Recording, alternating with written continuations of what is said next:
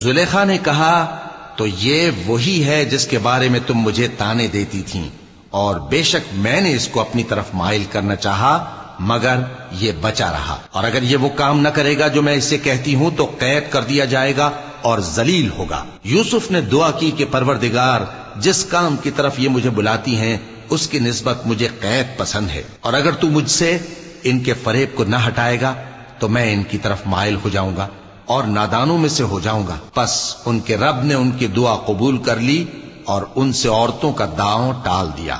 بے شک وہی تو سننے والا ہے، جاننے والا ہے۔